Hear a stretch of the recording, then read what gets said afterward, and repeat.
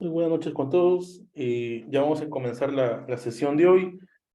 Le dejo este mensaje. Este es un mensaje acerca de la cultura, ¿no? De que debemos buscar siempre una búsqueda de la mejora continua acerca de la cultura Kaizen. Este es un mensaje acerca de Herb Keller, que es CEO de la aerolínea Southwest, que está ubicado en Estados Unidos. Él nos deja este mensaje acerca de la cultura, es lo que la gente hace cuando nadie está observando, ¿no? En base a esto, a estos pensamientos, Ger ha formado su empresa, ¿no? Que tiene más de 30 años en el mercado. Muy bien, acá están los datos de la escuela. También les informo que la sesión de hoy es acerca de cómo elaborar un flujo de caja y estará desarrollado por Santiago Pacheco. Santiago Pacheco tiene mucha experiencia en la gestión de proyectos, tanto en el área de costos como también en el área de Lean Construction. ¿Qué tal, Santiago? Adelante. Hola Roy, buenas noches. Gracias por la introducción. Buenas noches con todos. Gracias por su presencia el día de hoy. Vamos a comenzar con el tema que nos trae aquí hoy, que es elaboración de un flujo de caja inicial. Permítame compartir mi pantalla para arrancar. Vamos a tratar de hacer esta presentación eh, de manera práctica también, ¿no? El flujo de caja en cuanto a teoría es bastante sencillo, ¿sí? Ya en la práctica, en el proceso de elaborar este flujo de caja, de usar esta herramienta, es que hay diversas consideraciones que hay que tener en cuenta para que su uso sea exitoso. Me presento, soy Santiago Pacheco Zúñiga, soy jefe de gestión de proyectos en Motiva SA, soy ingeniero civil de la Católica, especialista en gestión de la construcción por la UPC, también especialista en Data Science y Big Data por la UNI y certificado en Lean Construction Management por el Instituto de Lean Management de España. El día de hoy vamos a hablar, como ya comentamos, de un flujo de caja inicial y cómo lo elaboramos y para qué nos sirve. Como primer punto, me interesaría abrir esta sección con una pregunta que es, ¿qué hace que una empresa constructora se interese en ejecutar un proyecto? ¿Qué motiva a la gerencia general, a la gerencia de proyectos, a la gerencia de operaciones de una empresa constructora a querer entrar a un proyecto? ¿Y qué motiva, por ejemplo, a una empresa inmobiliaria en querer ejecutar un proyecto inmobiliario? Que sabemos que es el marco más grande del proyecto. Si quisiéramos hablar de proyectos, por ejemplo, de viviendas multifamiliares, que quizás es un tipo de proyecto con el que estamos más familiarizados. Entonces, vamos a hablar un poco de eso aquí y pensar un poco al respecto. Si desean comentar algunas eh, cosas por el chat, como Ricardo, es excelente y vamos sumando. Ricardo nos dice, las ganancias y adquirir experiencia. Bien, vamos a ir por el lado de acá de la constructora y vamos a ir por acá por el lado de la inmobiliaria. Ok, cuando hablamos de una constructora, nos habla Ricardo de las ganancias, ¿ok? Ganancias y experiencia, ¿ok? Es un punto importante también la experiencia. ¿Cómo se ve esto? Quizás estoy entrando a un proyecto en el que no tengo muchas ganancias, sin embargo es un tipo de proyecto que yo normalmente no ejecuto. Como empresa constructora, trabajo en proyectos multifamiliares, nunca he trabajado en oficinas y quiero abrirme campo también en este subsector. Y entonces, por más que en este proyecto vaya sin muchas ganancias, entro a trabajar para adquirir experiencia en oficinas, experiencia en hospitales, experiencia en colegios, ahora que estamos con bastantes proyectos relacionados a las escuelas o los colegios del Bicentenario. De repente nos metemos en otros proyectos como proyectos más relacionados a infraestructura, relacionados a la reconstrucción con cambios. Entonces, un objetivo puede ser adquirir experiencia en un nuevo rubro, en un nuevo sector o subsector. ¿Qué más? Bueno, otro punto importante, otra motivación importante suele ser la imagen. ¿Qué empresa constructora no quisiera construir el edificio más alto del Perú? Por ejemplo, para construir el Westin. Ok, es importante como resultado la imagen, ¿no? Poder decir que has construido el edificio más alto del Perú, poder decir que has construido el primer edificio inteligente, sustentable, poder decir que has construido la infraestructura para los panamericanos o algún proyecto icónico de este tipo, va a ser interesante para las empresas constructoras. Gabriel nos comenta la mejora continua. Ok, la mejora continua puede estar relacionada a ganar experiencia, pero en realidad la mejora continua no es un resultado. ¿Sí? Las constructoras o las inmobiliarias o cualquier empresa, cuando hablamos de toma de decisiones a nivel empresarial, van a ver mucho los resultados y no tanto el proceso. Cuando hablamos de los proyectos de construcción, vamos a enfocarnos sí en el proceso para poder obtener esos resultados. Pero cuando hablamos a nivel muy ejecutivo, muy gerencial, vamos a centrarnos más en los resultados, ¿no? Ganancias, experiencia, imagen. ¿Qué más podría haber?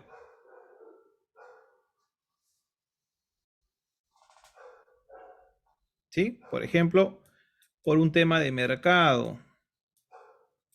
Mercado. Oye, yo soy una empresa constructora mediana que construyo para los clientes fijos con los que siempre construyo, pero el ritmo de producción de edificios o el ritmo de producción de estos proyectos no es muy continuo. Tengo alianza estratégica, siempre me dan sus proyectos, pero una de esas empresas hace un proyecto cada 2 años y la otra hace un proyecto al año. Entonces, ¿cómo crezco? ¿Cómo incremento mi porción de mercado si es que no entro a trabajar con nuevos clientes? Entonces, muchas veces el ingresar a un mercado o adquirir un cliente nuevo va a hacer que yo quizás anteponga eso a las ganancias que pueda obtener mi proyecto. Vamos del lado de la inmobiliaria. ¿Algo se les ocurre para la inmobiliaria? Puede ser similar, ¿no? Puede ser que la inmobiliaria entre a un nuevo sector también. Como sector, bueno, puede ser una inmobiliaria que se dedicaba a hacer departamentos hablamos de sector socioeconómico, A, B, y ahora quiere incursionar en vivienda, lo que se conoce como vivienda social o sector CD. Puede incursionar en otro sector e interesarle ese tipo de proyectos porque se abre un nuevo mercado. Quizás quiere comenzar a trabajar con casas de playa o quiere comenzar a trabajar con oficinas, cuando antes solamente hacía vivienda. Entonces, hay un tema de sector, de diversificación, que es a nivel de empresa, positivo, diversificación. Quizás también habrá algo de imagen y va a ser bastante parecida a la comparación, pero lo que me interesa es qué cosa va aquí. Aquí hemos hablado de ganancias, que podríamos traducirlo en términos un poco más técnicos, de margen, utilidad, margen. ¿Qué busca la inmobiliaria? ¿Busca margen? ¿Busca utilidad? Si han tenido oportunidad de participar desde el lado inmobiliario de un proyecto, van a darse cuenta que sí, siempre se necesita que haya ganancias, que haya margen, pero lo que más representa el éxito del proyecto no va a ser el margen o las ganancias, sino que va a ser la rentabilidad. La rentabilidad. Oye, ¿y cuál es la diferencia entre rentabilidad y margen o entre rentabilidad y ganancias.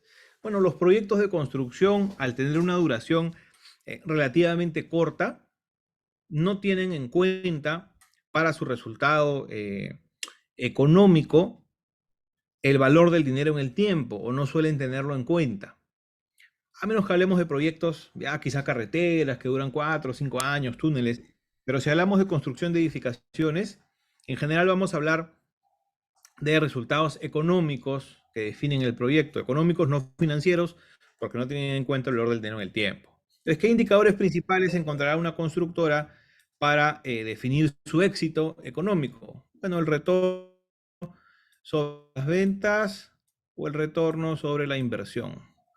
Return on sales o return on investment. Quizás ustedes conocen o están familiarizados con el resultado operativo,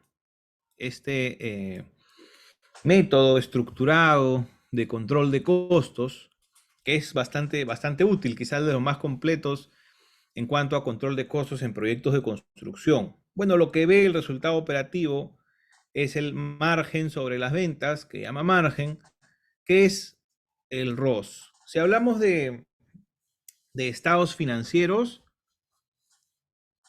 el resultado operativo es una simplificación o una parte del estado de ganancias y pérdidas o estado de resultados, ¿sí? ¿Qué ve la parte económica estática? La inmobiliaria ve rentabilidad. Y si hablamos de que nos importa el dinero en el tiempo, hay que plasmarlo en un flujo de caja.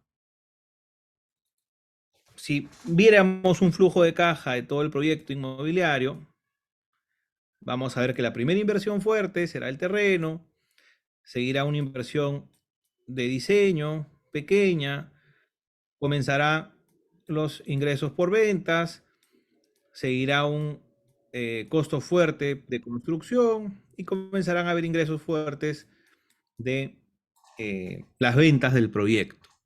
Esto de acá puede durar en el diseño 1 a 1 año y medio, la construcción igual dura 1 año y medio, para que se terminen de vender medio año más, hasta 1 año más, dependiendo del dinamismo del mercado. Entonces, todo este proyecto que puede durar 3 años y medio para el inmobiliario requiere que tengamos en cuenta el valor del dinero en el tiempo.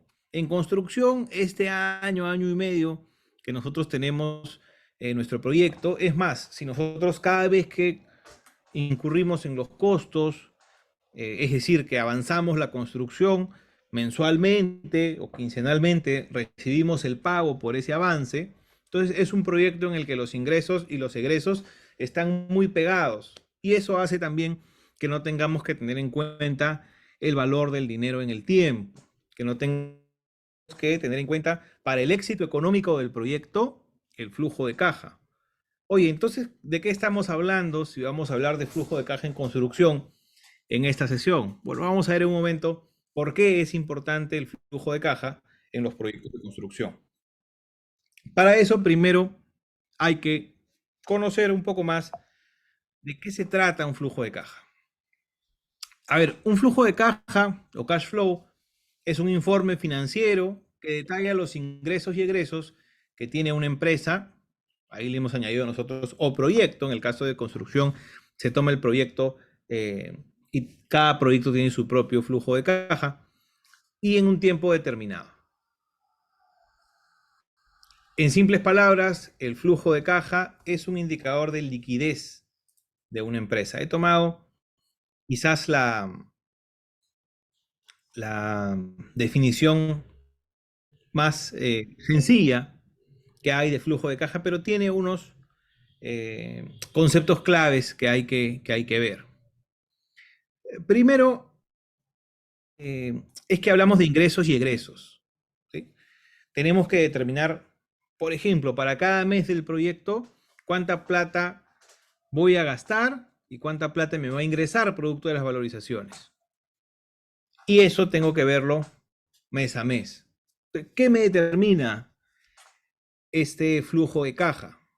En palabras sencillas, en una palabra, la liquidez de la empresa o la liquidez del proyecto, si lo vemos por proyecto.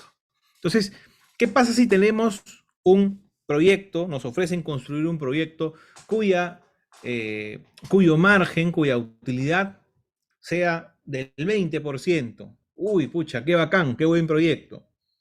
Pero después nos damos cuenta que nos van a pedir fondo de garantía de 10%, nos van a retener un fondo por fiel cumplimiento del 10%, nos van a pagar las valorizaciones a 90 días y encima la inmobiliaria que está acostumbrada a financiar su proyecto con el dinero de la constructora nos va a demorar en aprobar estas valorizaciones para tratar de estirar lo más posible. ¿Qué va a pasar en un proyecto como ese? Por más que tenga una utilidad muy atractiva, no va a ser un proyecto viable por temas de liquidez. Cuando haga mi flujo de caja, me voy a dar cuenta que al mes 2, al mes 3, ya voy a necesitar poner dinero de la constructora o incluso financiarme de un tercero, de un banco, por ejemplo, con un monto de dinero que me permita construir. Porque el adelanto, por más que me den adelanto de 10, 15 o 20%, quizás no me va a alcanzar. Entonces puede tener un proyecto utilidades muy atractivas, por ejemplo, hemos comentado 20%, pero si es que voy a tener retenido mucho de mi dinero, no voy a poder construirlo o voy a tener que financiar yo esta construcción y ahí sí es otro cantar, porque este dinero podría yo simplemente dejarlo en el banco y tener un alquiler, perdón, un interés o utilizar estos fondos en otros fines, ¿verdad?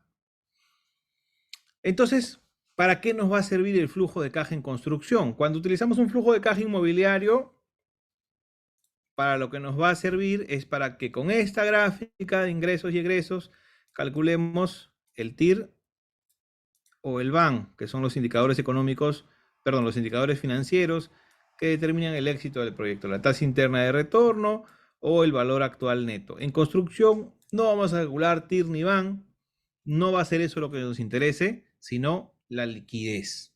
Entonces, ¿para qué usamos un flujo de caja en construcción? Un flujo de caja en construcción nos va a servir para evaluar las condiciones comerciales propuestas en las bases de un concurso, evaluar la viabilidad del proyecto. Esto es bastante importante. Una vez haciendo consultoría a una empresa constructora mediana, pequeña, me solicitaron apoyo para preparar el presupuesto o la propuesta técnico-económica para un concurso, ¿sí? Pero cuando comenzamos a leer las bases, nos dimos cuenta que tenía unas condiciones bastante desfavorables en cuanto a condiciones comerciales. Finalmente, en la consultoría terminamos elaborando rápidamente el flujo de caja y acordando con la constructora que no era un proyecto viable, que no era un proyecto al que le convenía entrar porque iba a tener que, primero que afianzar mucho dinero y además tenía condiciones de pago poco favorables.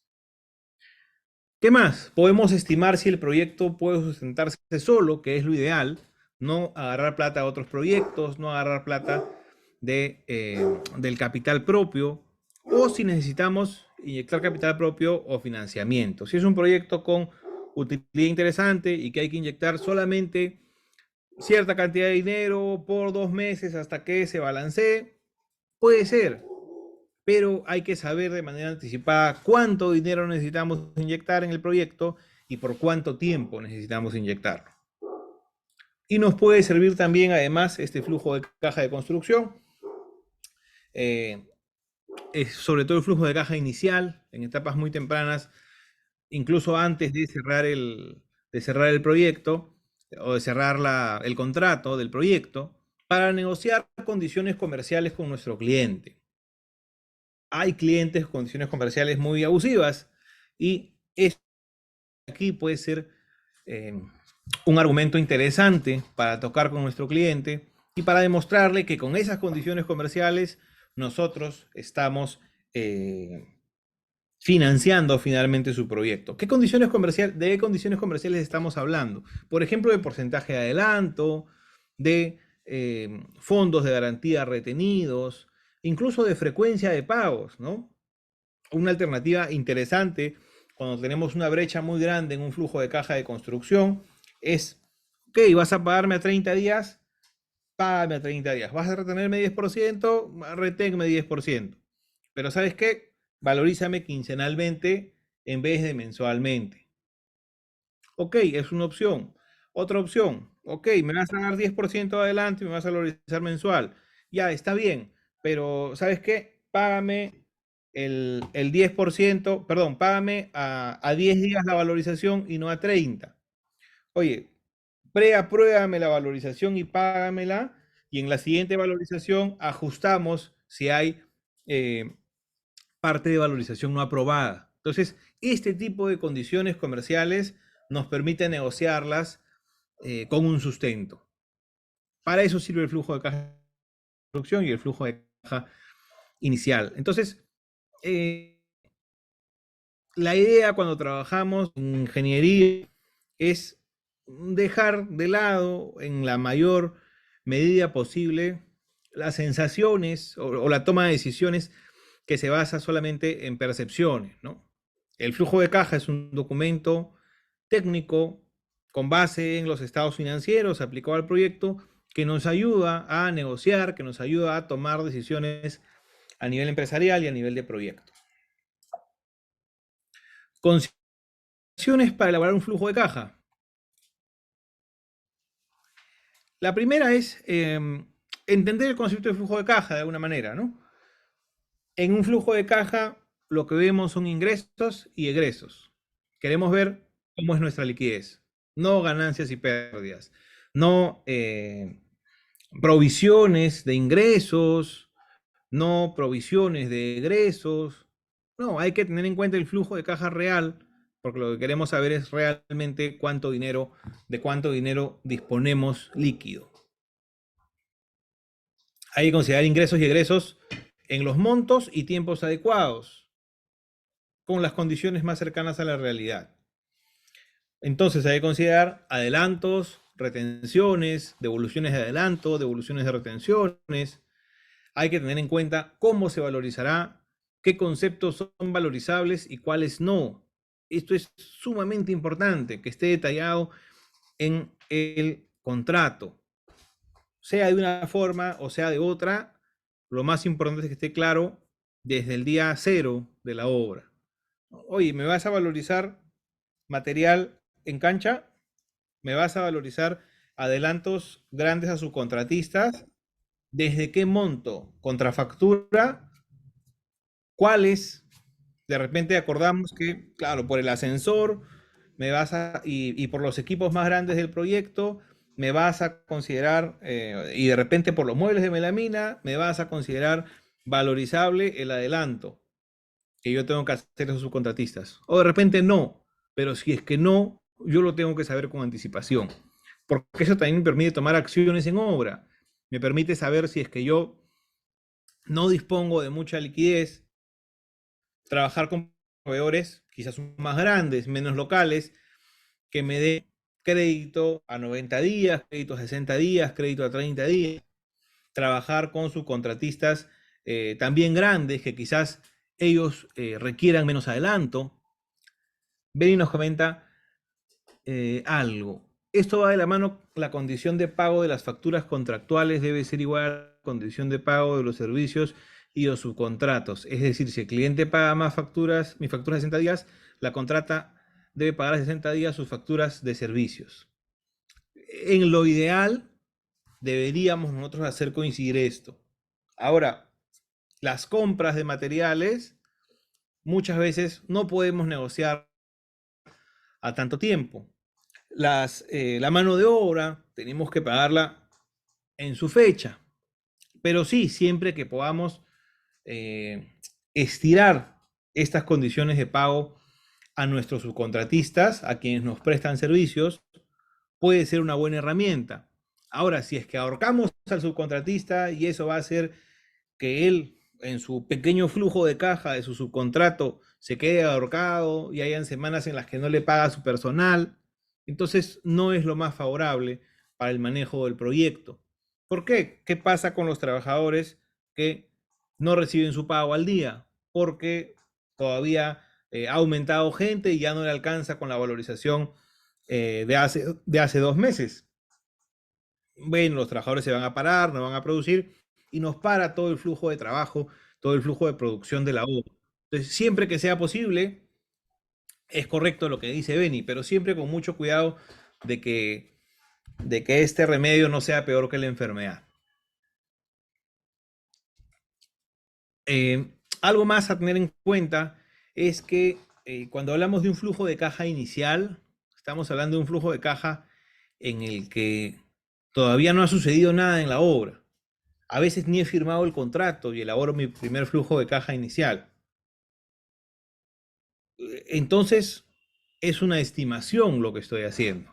Mi presupuesto es un estimado, mi cronograma valorizado es un estimado y mi flujo de caja será un flujo de caja estimado. Y su precisión o su validez será directamente proporcional a la validez de mi cronograma valorizado. Si hago un cronograma valorizado a la ligera y solamente por cumplir con presentar el documento, bueno, mi flujo de caja será de igual manera un documento por cumplir que no nos va a ayudar a prepararnos para los momentos en los que requiramos más liquidez. El concepto es sencillo, hay que ver los ingresos y los egresos mes a mes y ver cómo se comporta el proyecto con las condiciones comerciales existentes. Entonces, vamos a entrar directamente a realizar un taller de flujo de caja inicial en el que vamos a quizás aclarar un poco estos conceptos que hemos visto ahora y ver cómo se lleva a la realidad. Vamos a realizarlo de manera conjunta. Voy a compartir mi pantalla para esto. Y es un proyecto, como vamos a ver, de alguna forma idealizado. No es un presupuesto real, no es un cronograma valorizado ideal, pero nos ayuda a fijar estos conceptos. Entonces vamos a ver qué dice el taller. Con la información de las pestañas de resumen de presupuesto desagregado y cronograma valorizado mensual, elabore el flujo inicial del proyecto y haga comentarios al respecto, teniendo en cuenta las siguientes condiciones comerciales. Las valorizaciones se pagarán a 30 días después de la aprobación de las mismas. Se ha acordado una retención de 5% de fondo de garantía que se devolverá 2 meses después de concluido el proyecto.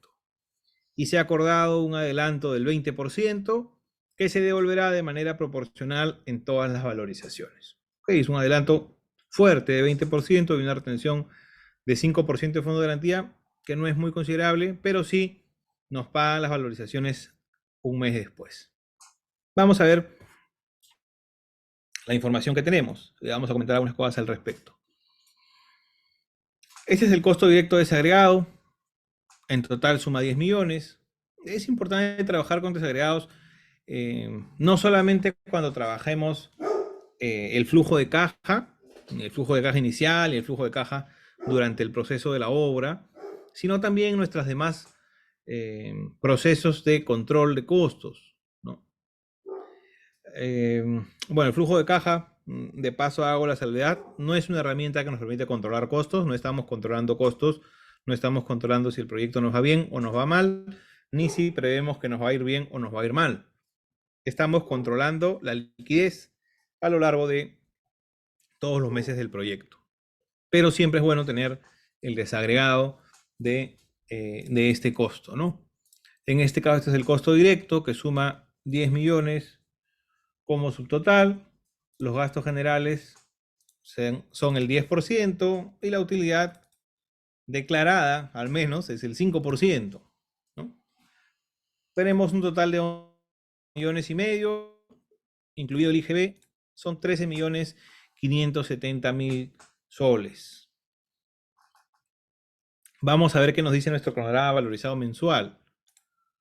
Este cronograma valorizado mensual, bueno, podríamos acumularlo y graficarlo y sería nuestra curva S de valor planeado, ¿no? Si quisiéramos hacer un control de valor ganado, y llevar estas curvas S a lo largo de nuestro proyecto. Entonces, esta información probablemente la podemos tener, ¿sí? Y en este caso vamos a usarla como input para nuestro flujo de caja inicial. ¿Qué tenemos? Bueno, aquí tenemos mes a mes las proyecciones de cuánto vamos a gastar en material, mano de obra, equipos y subcontratos. Esto, lógicamente, requiere haber hecho las proyecciones de los porcentajes de avance de cada partida para cada mes y esto haber multiplicado por el costo desagregado del presupuesto y tenemos como resultado esto de aquí, ¿sí? Mes a mes podemos tener los totales y si sumamos hacia la izquierda también tenemos los totales utilizados en todos los meses. En estos formatos que vamos a ver, el cronograma valorizado mensual y el flujo de caja inicial, usamos esta aquí como una verificación, ¿no? Esta es la información, digamos, en duro del total. Tenemos el proyectado mes a mes y esta es una verificación de que todo está sumando correctamente. En cada valorización, nosotros vamos a tener nuestro subtotal, nuestros gastos generales y nuestras utilidades. Dependiendo del control que usamos, para el valor ganado, en algunos casos tendremos en cuenta las utilidades planeadas, en otros no, en algunos consideraremos IGB, en otros no, pero cuando hablamos de flujo de caja inicial vamos a utilizar toda esta información y además vamos a descontarle todas las condiciones comerciales que tengamos. Entonces vamos a ver esta pestaña 3, que es el flujo de caja inicial ya como formato. Vamos a ver que tenemos 12 meses de obra. Y aquí nos va a faltar algo, porque nos van a devolver a los 2 meses después nuestro fondo de garantía. Entonces tendríamos que tener aquí hasta el mes 14 por lo menos. Vamos a considerarlo de una vez para que esté este formato listo. Hasta el mes 14. Verificamos nuestras fórmulas, estamos bien. Ok, bien, vamos a trabajar entonces con este flujo de caja inicial. ¿Qué son los egresos? Bueno, es lo que nos va a costar, lo que hemos proyectado como costo directo. En este caso no hay más información, vamos a utilizar lo que figura como costo directo del presupuesto comercial, que es este que vemos aquí. Sí, Georgina, creo que después va a ser compartido, no hay problema. Igual al final de la sesión lo paso por aquí por el chat si desean. Bien, vamos a ver entonces cómo funciona este flujo de caja. ¿Cómo funcionan los egresos? Bueno, los egresos es lo que me va a costar el proyecto. Entonces, al final de todo, lo que me va a costar, según esta estimación inicial que es el presupuesto, será esto de aquí, mi presupuesto desagregado. Entonces vamos a jalar mi presupuesto desagregado. Lo que me va a costar de materiales será mi costo de materiales. Lo que me va a costar de mano de obra será mi costo de mano de obra. Igual haré con equipos y con subcontratos. Los gastos generales en este caso también son un egreso. Voy a tener que pagar los gastos generales. Y la utilidad no es un egreso, ¿no? La utilidad es lo que resulta de restar mis ingresos con mis egresos.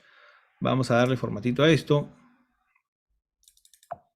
sin decimales, para no confundirnos.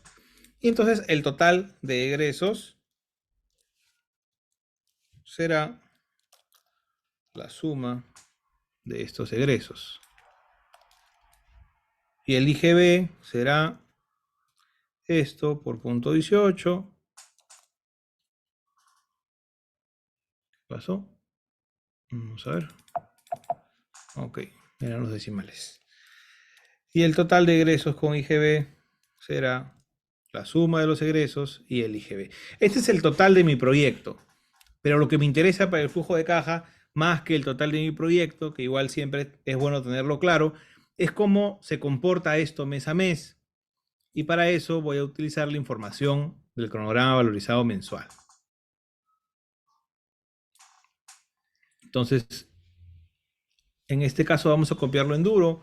Lo ideal es hacer referencia para que si movemos el cronograma valorizado mensual, también se mueve el flujo de caja inicial, ¿sí? Para poder medir la sensibilidad, quizás de la valorización de una partida importante en el tiempo.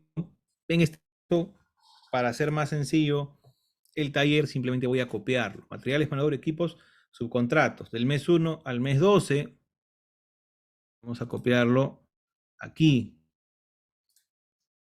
Pegado especial, valores. Bien. ¿Qué nos falta? Ah, los gastos generales. Ok, también vamos al cronograma valorizado mensual y vamos a copiar los gastos generales. Estos gastos generales serán los que hemos proyectado gastar en estos meses, en cada uno de estos meses. El total siempre es bueno tenerlo aquí a la izquierda, como les comentaba. Este es un total como suma que nos ayuda a verificar que eso está sumando correctamente. Total de egresos, IGB. Vamos a ver cómo trabajamos esto. Igual el total de egresos será la suma de esto. Podemos jalarlo para todos los meses. El IGB también. Y que esto sea la suma también funciona para todos los meses. Entonces vamos a pegar aquí. Y tenemos ya con fórmulas colocado la información de los egresos totales y los egresos incluido el IGB. Los gastos indirectos o gastos generales, ¿cómo puedo averiguarlos? ¿O a quién le puedo delegar su cálculo si soy el gestor del proyecto? Es una buena pregunta, Ricardo. En este caso, también por temas prácticos del taller, estamos considerando los gastos generales solamente como un porcentaje del costo directo, pero esta no es la realidad. La realidad es que los gastos generales tienen también una curva de ingresos y salidas de personal y requieren de un staff de obra específico para cada etapa del proyecto. Entonces, el encargado de determinar esto generalmente será el gerente de proyecto. El gerente de proyecto, dada su experiencia de trabajo, determinará que, por ejemplo, para los primeros 4 meses de la obra en los que vamos a hacer sótano, solamente requerimos a el ingeniero residente, a su asistente, a un administrador de obra, a un almacenero, a un maestro y a un topógrafo. Cuando ya empezamos el casco, requerimos un asistente de calidad y un asistente de producción para que vayan trabajando. Ah, ok, y cuando ya terminamos, cuando estamos por terminar el casco, pero ingresan ya los acabados gruesos y los acabados finos, el arquitecto también de producción, cuando acabe el casco sale el ingeniero y se mantiene el arquitecto de producción hasta el final. Si tenemos un equipo considerable, quizás entre un ingeniero de instalaciones sanitarias eléctricas en la etapa final, entonces va armando el desagregado de los gastos generales, que de manera ideal deberíamos tener un presupuesto de gastos generales. No debería ser simplemente un porcentaje. Quizás de manera comercial para contratos privados con ciertos clientes, con ciertas inmobiliarias, sí, con que le coloquemos un porcentaje será suficiente para ellos. Pero internamente debemos hacer este cálculo para saber que el porcentaje que estamos poniendo cubra nuestros costos en ese sentido. Entonces, de igual manera, si tenemos ese cálculo detallado, lo que deberíamos ingresar aquí debería ser ese cálculo detallado distribuido en el tiempo. En este caso es solamente un porcentaje. Bien, sigamos para terminar con nuestro ejemplo. Vamos ahora a los ingresos. Coloquemos primero el total. A ver, el total de valorizaciones ¿A qué será igual? El total de valorizaciones será igual al presupuesto total, ¿verdad? Total de valorizaciones antes de IGB será igual a el presupuesto total antes de IGB. Vamos a darle formato nuevamente a todo esto. Ok, ¿qué más? El adelanto. Nos han dicho que es un adelanto del 20%. Ya, entonces esto por el 20% será igual a mis adelantos totales, ¿no? El 20% de mis valorizaciones. Oye, el fondo de garantía, ¿cuánto nos han dicho que es? Vamos a revisarlo. El fondo de garantía es 5%. Entonces, el total del fondo de garantía, cuando termine el proyecto, será el 5% de las valorizaciones, ¿correcto? Devolución de adelanto. Oye, si me adelantaron 2.300.000, ¿cuánto tengo que devolver? 2.300.000. En negativo, ¿verdad? Es una devolución. Si me retuvieron 575.000 de fondo de garantía, ¿cuánto me tienen que devolver? El mismo razonamiento y me tienen que devolver los 575. Algo salió raro acá. A ver. Ok, los 575.000, pero en negativo. Entonces, ¿cuál será el total de ingresos? Bueno, sumamos y vamos a darnos cuenta que será igual al total de valorizaciones, ¿no? Porque estamos recibiendo un adelanto y devolviéndolo. Nos están reteniendo un fondo de garantía y lo estamos devolviendo. ¿Algo está mal? Sí, algo está mal. ¿Quién lo saca? La valorización es positiva, el adelanto es positivo. Esto de aquí, para que se entienda, es la retención del fondo de garantía. Entonces, esto es negativo. Y la devolución del fondo de garantía es positivo. Me dan dinero, ingresa dinero. Total de ingresos, este de aquí. IGB, esto por punto 18. Total de ingresos con IGB será la suma de total de ingresos más el IGB.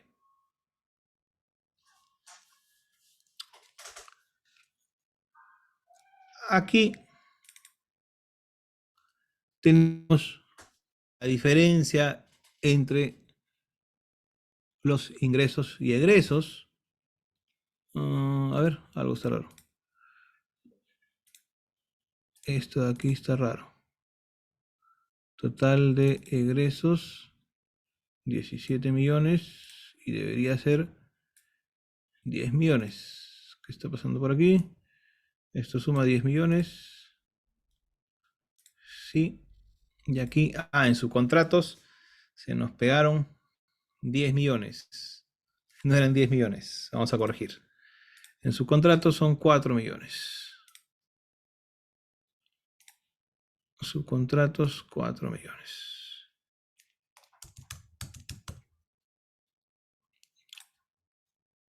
Ahí estamos.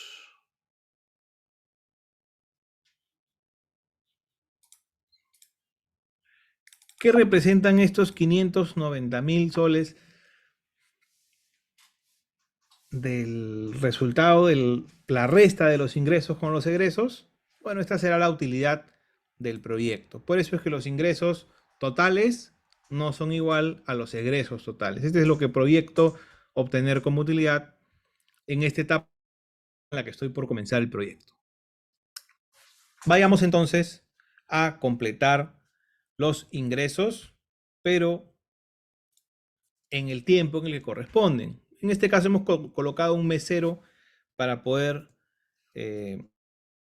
colocar el adelanto.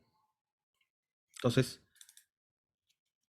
el total de ingresos en este mesero será la suma de estos ingresos. Solamente tenemos adelanto. El IGB será esto por punto 18 y el total de ingresos con IGB será este de aquí. No le hagamos caso todavía al saldo de flujo de caja, está con fórmula, y está calculando como si no hubieran ingresos. Vamos a colocar primero los ingresos y después revisamos cómo está trabajando esto. Ok, eso fue el mes 0. El mes 1, ¿cuánto valorizaré? Vamos a cronograma valorizado mensual. Oye, el mes 1 valorizaré 316.250. No, ¿verdad? Ese no va a ser mi ingreso. El mes 1 mi ingreso va a ser 0, porque mi ingreso de valorizaciones me lo van a pagar 30 días después. Entonces, eso recién lo voy a ver en el mes 2. El mes 2, mi ingreso por valorizaciones será la valorización del mes 1, ¿sí? Antes de IGB, porque estamos considerando el IGB aparte, aquí. Y como, bueno, en este caso vamos a correr la fórmula hasta el mes 13. Vamos a revisar que esté trabajando bien esto de aquí. El mes 3 vamos a recibir la valorización del mes 2, ¿no es cierto? La valorización del mes 2, 649.750. 649.750. Ok. Está trabajando correctamente mi fórmula. Y lo que estoy haciendo es recibir al mes siguiente lo que yo valorizo el mes anterior. ¿Cómo será la retención del fondo de garantía? Bueno, será esto o menos esto por 5%. ¿Cómo será la devolución del adelanto? Será, como nos han dicho que es proporcional, será esto por el 20%. Nuevamente en negativo, porque se lo vamos a restar a nuestras valorizaciones. Y la devolución de fondo de garantía nos la van a devolver al final todavía. Entonces, hasta ahorita no consideramos eso. No hay todavía nada en esa casilla. Lo que sí vamos a calcular es el total de ingresos que para este periodo y para todos los que vienen serán la valorización menos retención de garantía menos devolución de adelanto. Entonces, el mes 2 yo voy a recibir producto de la valorización del mes 1, 237.000. Incluido IGB serán 279.000. Y esto de aquí me va a correr como fórmula y me va a determinar los ingresos en cada uno de los meses. Oye, 2 meses después de que termine el proyecto, recién me van a devolver mi fondo de garantía. O sea, mi devolución de fondo de garantía será aquí. Aquí. Y corremos igual el flujo de caja. Vamos a colocar esto en el mismo formato para poder leerlo todos y pasar a la parte de la interpretación de este resultado. Vamos a ver entonces qué pasa con mi proyecto.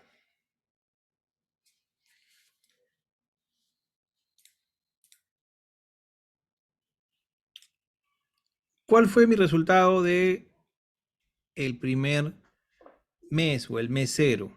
Ya, yo recibí 2.714.000 y no gasté nada. Ok, entonces mi saldo de flujo de caja para el mes 0 es de 2.714.000.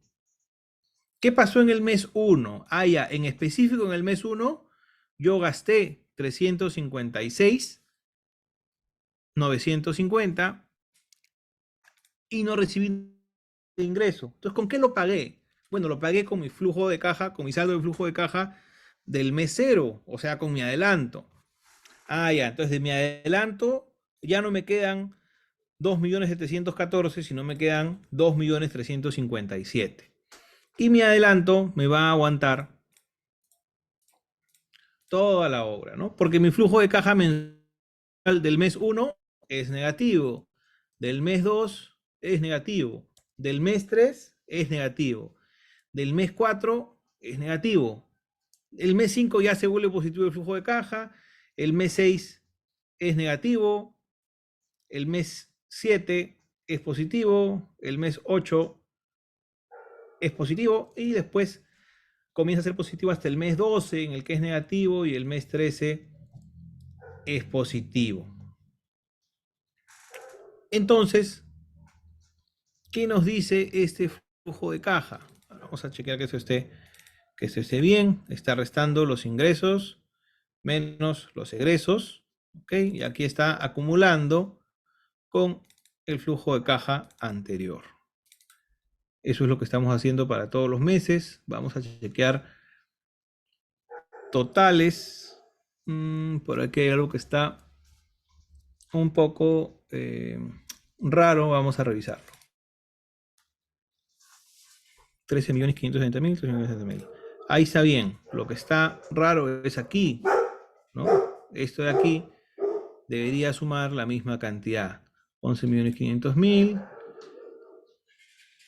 Aquí es el problema. No hemos corrido la retención del fondo de garantía ni evolución de adelanto hasta el mes 13. Ok, ahora sí tiene sentido. Vamos a ver qué es lo que está pasando. Ya con este ajuste a la realidad, vamos a ver que el mes 1, el mes 2, el mes 3, el mes 4, el mes 5, mi flujo de caja mes a mes es negativo, pero todavía me aguanta mi adelanto, ¿no? Que es el flujo de caja acumulado. ¿Qué es lo que va a pasar en el mes 6?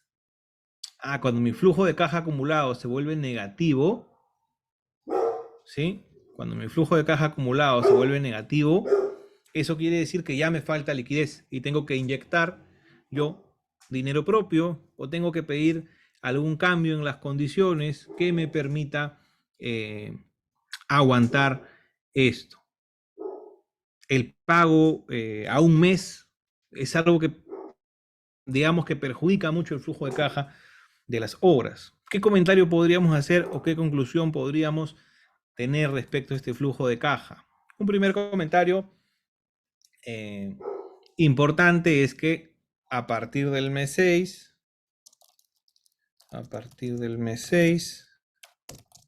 se requiere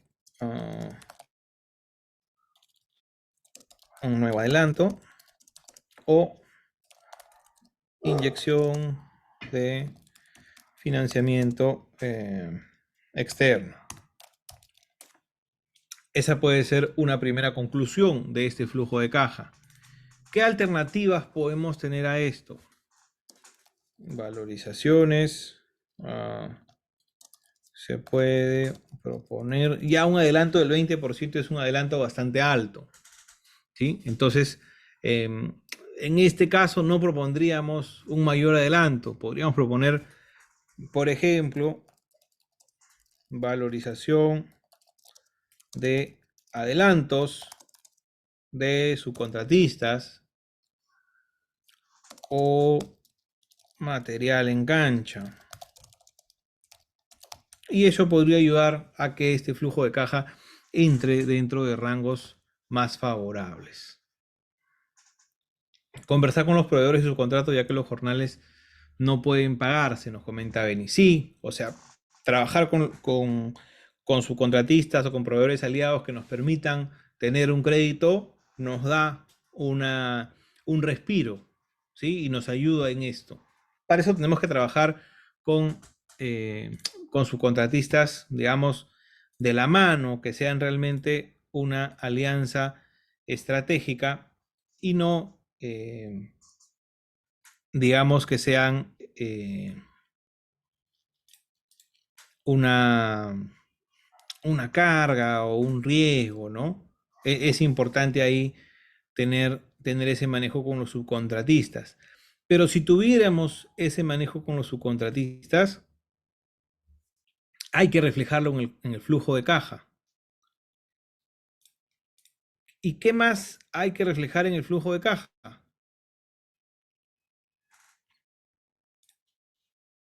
No sé si vieron el proyecto, creo que ya no estoy compartiendo. Voy a compartirlo. No sé si vieron el proyecto aquí, ¿qué cosa refleja el proyecto? 10% de gastos generales, solo 5% de utilidad. Las utilidades de un proyecto de construcción, ¿ustedes creen que son 5%?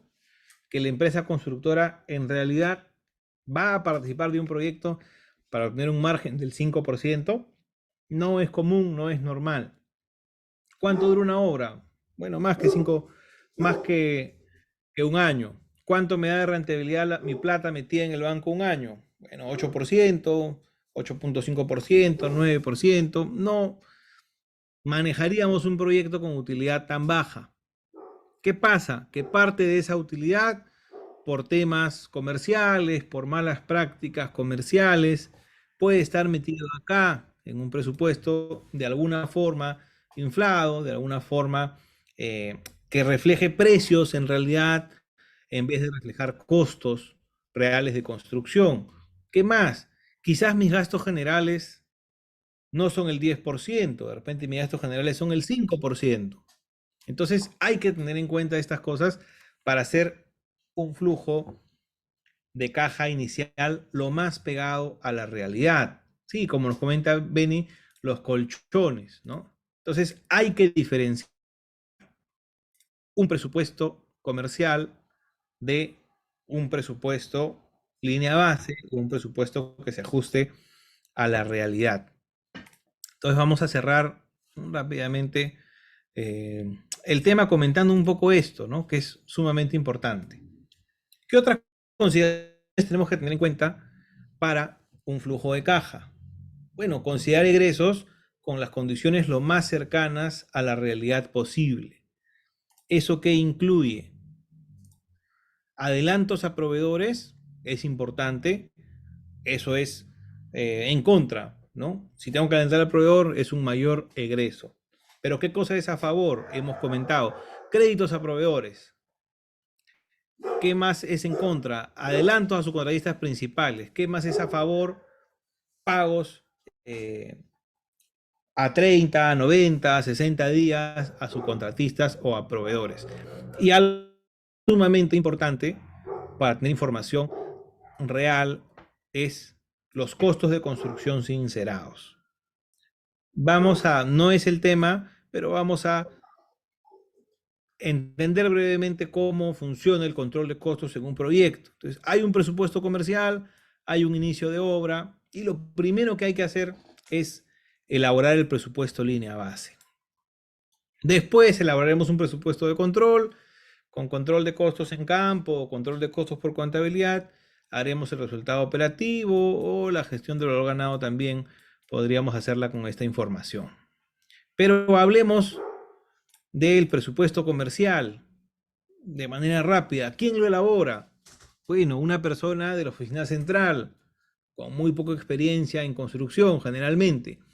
¿Con qué frecuencia encontramos errores en el metrado o partidas faltantes? En todos los auditorios en los que he preguntado esto, la respuesta es con mucha frecuencia. Con mucha frecuencia también hay errores en los análisis de costos o colchones o partidas que se olvidaron. Y además también hay un tiempo desde que se elaboró el presupuesto hasta que se inicia la construcción. Entonces, esto genera brechas o diferencias entre el presupuesto comercial y el presupuesto línea base. Entonces, ¿qué es un presupuesto línea base? Un presupuesto revisado por el equipo de obra. También es un compromiso frente a la gerencia de la empresa, porque respecto a este presupuesto se va a evaluar al equipo del proyecto. En este presupuesto se calculan brechas respecto al presupuesto comercial y se justifican y se estima nuevamente el margen del proyecto. Estas preguntas las haría en una junta inicial con el director de obra y el director comercial. Sí, en algunos casos, esto de aquí se da por falta de experiencia de construcción de quien está elaborando el presupuesto, a veces se da por consideraciones o suposiciones que tiene el ingeniero de costos y presupuestos, ¿no? El no haber revisado bien las condiciones comerciales de sus contratistas, el no haber tenido en cuenta incrementos de costo de mano de obra, etcétera. Pero en otros casos es por temas comerciales. ¿no? Los colchones, porque si yo le cobro ese 10% más, va a ser posible que de igual manera me lo pague, porque he sondeado el mercado y todos cobran por esta partida de encofrado de vigas 50 soles y a mí me sale 60, pero si pongo 50 ya puedo compensarlo con encofrado de lojas aligeradas que el mercado cobra por encima de lo que realmente cuesta y mi presupuesto, digamos, está nivelado y no voy a recibir observaciones por un lado y por otro, ¿no? Entonces, son temas ya comerciales que a veces escapan del manejo de obra, ¿no? Hay de ambos lados las brechas, pero lo importante es identificar las brechas y sincerarlas, ¿no? Verificar precios de insumos, materiales, si incluyen flete o no incluyen flete, si tienen leyes sociales o hay incrementos retroactivos en los que hay que pagarle más a los trabajadores por el acuerdo colectivo, ver también si el alcance en los subcontratos es el correcto. A veces el ingeniero de costos pide una cotización, hace su comparativo y solamente toma el menor costo o alguno de los costos y no baja a ver las condiciones comerciales del subcontratista. Subcontratistas de muros de albañilería armada, por ejemplo, dicen, los metrados de paños menores a 1 metro cuadrado los cobraremos como 1 metro cuadrado, o los paños menores a 1,5 metros los cobraremos como 1,5 metros. Si uno ajusta el metrado del proyecto teniendo en cuenta esto, el metrado es mucho mayor, 10% mayor, 15% mayor. Entonces, ¿de qué nos sirve tener un subcontratista, una cotización subcontratista que dice un precio, si en la práctica nos van a cobrar otro? ¿De qué nos sirve tener una cotización a un buen precio y después en obra nos damos cuenta que no está considerado el transporte de los materiales, o no están consideradas leyes sociales, no está considerado el personal en planilla, no está considerado los CPPs? Este tipo de cosas, si no las identificamos, no podemos sincerar nuestro presupuesto y tampoco podremos sincerar nuestro flujo de caja. Hay que verificar metrados, partidas faltantes, productividad de mano de obra, materiales, equipos, velocidad de producción, plazo, costos indirectos relacionados. Y solamente con un presupuesto comercial ajustado podremos realmente calcular la parte de egresos de una mejor manera. A veces nos pulimos mucho calculando al detalle con los descuentos y con toda la parte de ingresos, pero si la parte de egresos de un flujo de caja no está pulida, no está bien realizada, el resultado que tendremos de ese flujo de caja no será el óptimo. Entonces, como conclusión de este pequeño taller, de esta pequeña conferencia, me gustaría que nos llevemos a estos puntos. El flujo de caja nos permite conocer el que es el proyecto en cada periodo, pero hay algunas consideraciones, unas letras pequeñas que tener en cuenta, que son las siguientes. La precisión del flujo de caja inicial depende de la confiabilidad del cronograma valorado. Entonces, mientras mejor conozcamos nuestro proyecto, mientras mejor estimemos la forma en la que lo vamos a construir, mejor será la estimación del flujo de caja. ¿Qué más? La validez del flujo de caja depende de que tengamos en cuenta todas las condiciones comerciales claras. Hubo ahí un detallito que me hubiera gustado que nos demos cuenta en el taller y no saltó, a veces salta, que es respecto a el pago a un mes, ¿no? No sé si vieron las indicaciones, pero en las indicaciones decía el pago se realizará un mes después de la aprobación de la valorización. Oye, ¿cuánto toma aprobar la valorización? Dependerá de con qué cliente estamos trabajando y del proceso que mi contrato me diga que hay que seguir. De repente requerimos primero aprobación de la supervisión, después aprobación de la gerencia de proyectos del inmobiliario y después de la gerencia general de la inmobiliaria, y este proceso toma 15 días o 21 días o un mes.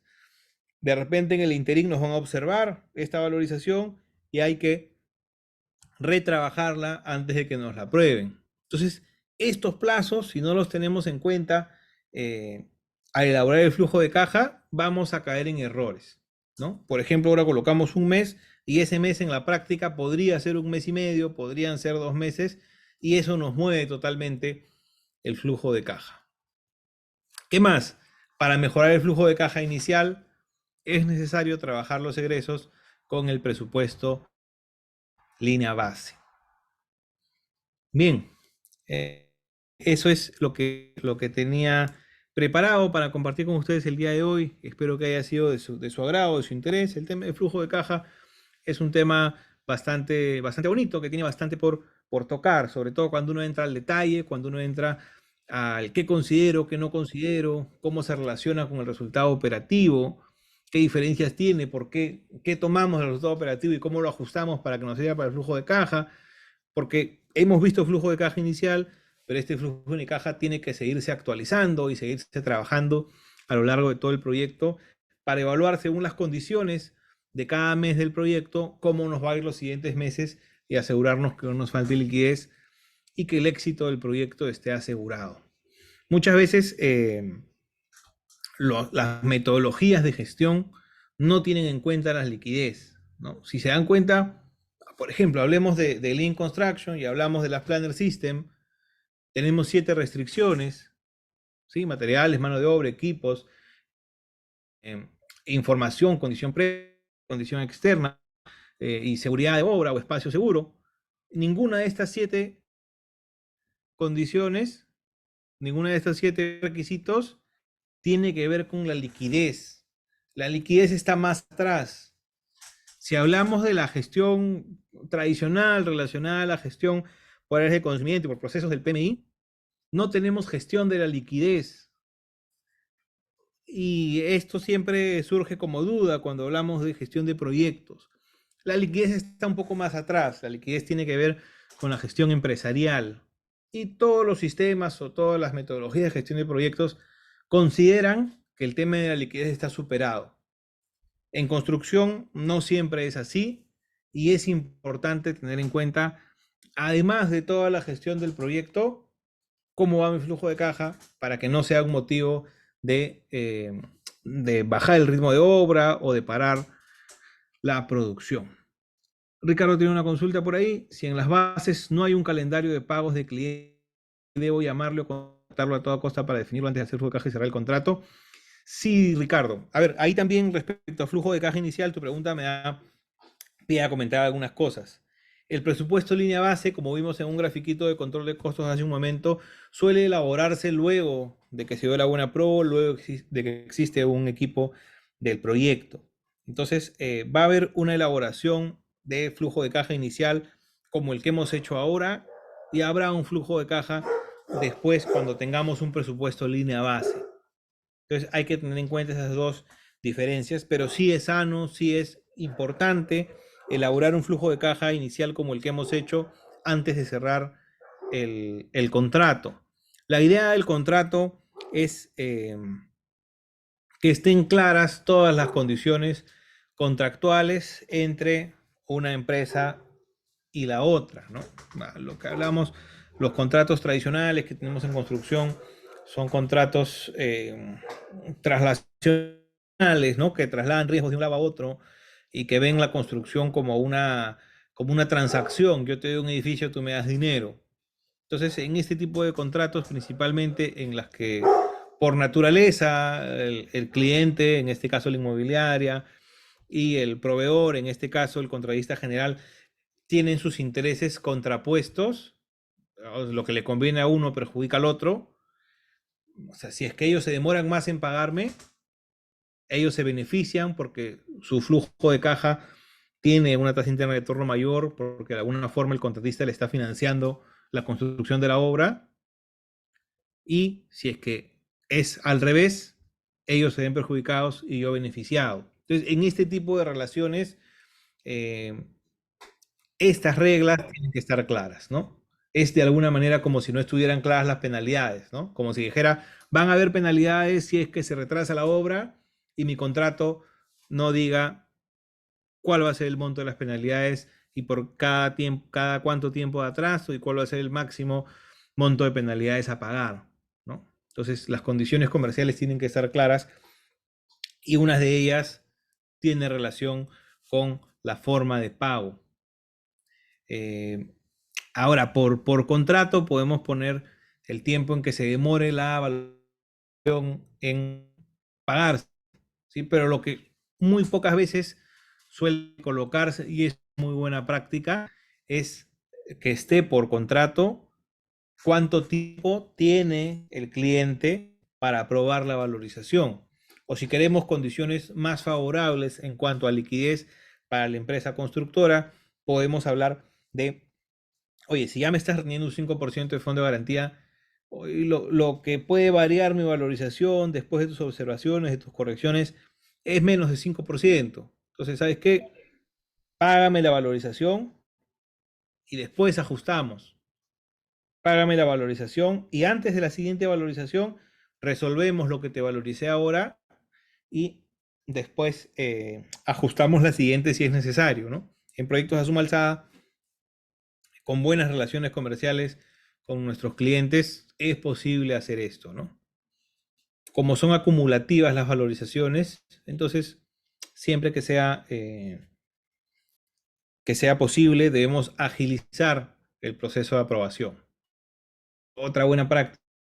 Oye, separamos el proceso de la valorización del proceso de aprobación de adicionales. A veces el proceso de aprobación de adicionales se maneja de manera conjunta a las valorizaciones y oye, no, estoy revisando tus adicionales, todavía estoy esperando eso para poder aprobar la valorización.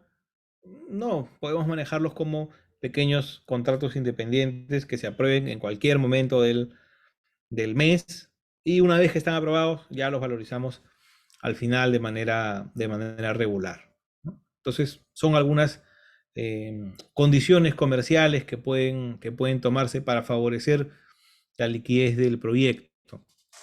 A veces en las bases no está establecido y en esos casos hay que ponerlo sobre la mesa y definirlo o negociarlo antes de cerrar el contrato. Bien, si no hay ninguna otra consulta, agradezco mucho su atención y les recuerdo que también estamos próximos a comenzar un curso de flujo de caja en construcción. Por ahí Robin les ha dejado el link al que pueden acceder y acceder a algún pequeño descuento. En este curso vamos a hablar sobre flujo de caja inicial, con mucho más detalle, sobre flujo de caja durante el proceso de construcción, cómo se relaciona con los demás herramientas de gestión del proyecto, cómo elaborar un presupuesto de línea base, cómo preparar una estructura de control de costos, cómo relacionar el flujo de caja con el resultado operativo, entre otros temas que van a estar bastante interesantes. Entonces, si no hay ninguna consulta adicional, agradezco su atención y espero que tengan muy buenas noches.